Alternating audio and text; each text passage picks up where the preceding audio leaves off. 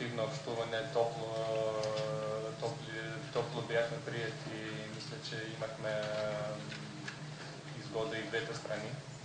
Ir manau, ne tik tais mes perdavėm savo turimą gero administravimo praktiką, bet ir patys pasisėmėm daug naudingų dalykų.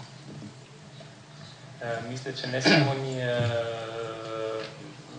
предадохме добра практика на администриране, но и сами намерихме много неща, които можем да приложим в бъдеще. Šitam projekte dalyvavo 3 pagrindiniai partneriai – Lietuvos 2 institucijos, Nacionalinė mokėjimo agentūra ir Žemės ūkio kaimo verslo centras. Ir 3 partneris iš Bulgarijos pusės – Bulgarijos mokėjimo агентура. Значи в този проект участвали 3 партньора, 2 институции от Литва. Това е Национална разплащателна агенция към Министерство на земеделие и информационен център по земеделие и развитие по селски райони. И партньор от българска страна беше Държавен фонд земеделие. Ir pats projektas oficialiai prasidėjo pasirašius sutartį. Sutartis buvo pasirašyta praeitų metų gruodžio 14 dieną ir teisinis pabaigimas šio projekto yra 14 reiškia rugsėjo šių metų. Официално проектът стартира минала година на 14 декември и ще приключи тая година 14 септември. Per šį laikotarpį iki šiol įvyko 7 misijos, kurių metu Lietuvos ekspertai dalinosi patirtimis su Bulgarijos ekspertais, taip pat, aišku, analizavo, gilinosi Bulgarijos teisės aktus, tuo tikslu, kad kaip įmanoma optimizuoti esamą situaciją, kas liečia administruojant pieno kvotus. По време на проекта имаше 7 мисии, през които литовски експерти идваше в България и български в Литва и също така се споделяше опит от двете страни и се анализираше правни актове от българска страна и се търсеше начини да се подобри действаща система. Ir tikrai mūsų bent akimis, sakykime, Lietuvos ekspertų akimis šiuo metu tikrai Bulgarijoje veikia pakankamai gerai tiek visa pieno kvotų administravimo sistema, tiek funkcionuoja kvotų prekybos sistema. Tačiau, aišku, mes kaip ekspertai, turintis galbūt keletą metų daugiau patirties, pateikėm savo pasiūlymus, būtent kaip dar pagerinti esamą систему. Наистина мислим, че сегашна действаща система в България е добра и добри хора работят и наистина система функционира, но ние как експерти все пак търсиме начини как и добра система да се подобри и да се оптимизира.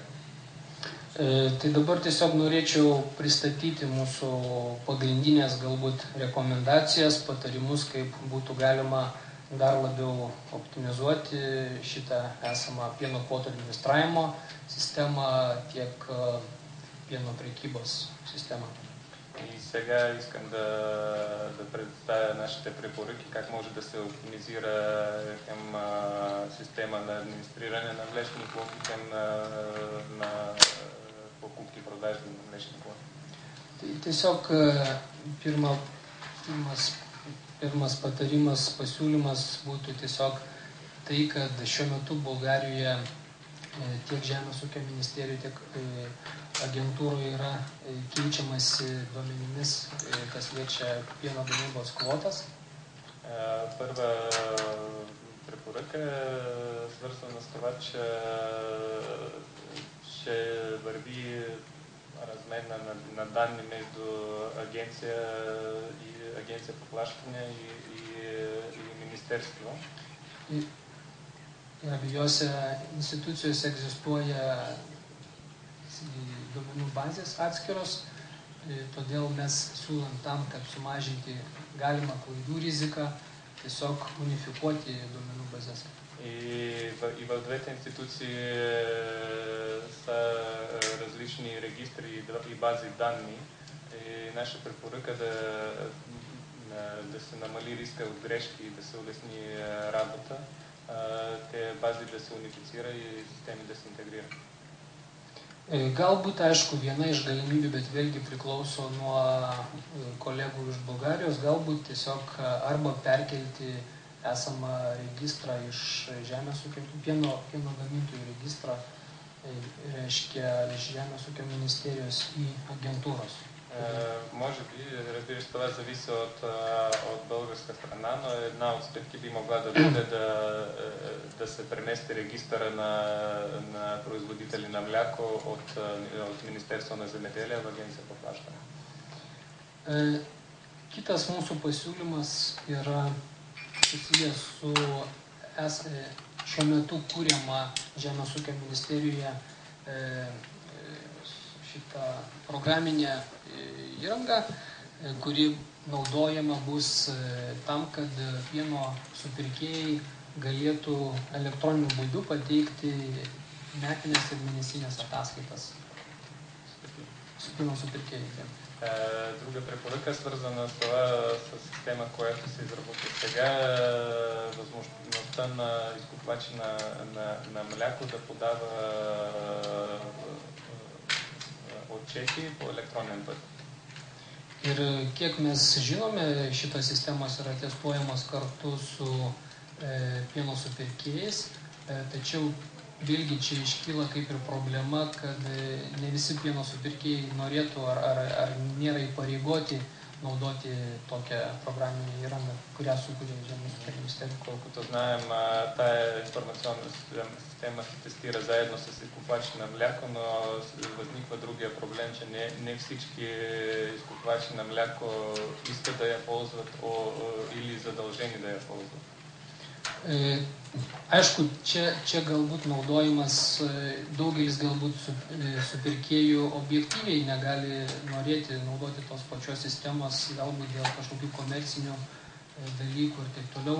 Todėl mes siūlome galbūt Žemės ūkio ministro įsakymo taisyklėse numatyti galimybę, formatą, specifikaciją, kaip tos ataskaitos turėtų atrodyti, specifikuoti, o tiesiog patiems supirkėjams nurodyti galimybę arba susikurti patiems sistemą pagal nurodytą specifikaciją arba adaptuoti tą систему, която сукури Žemės ūkio ministerия. Може би има обективни причини, поради кои изкупвачи не искат да я ползва. Така че наша препоръка Министерството на земеделие с наредба да регулира самата форма, каква трябва да се подава, а вече производители, вече изкупвачи би могли да я адаптират по своите нужди.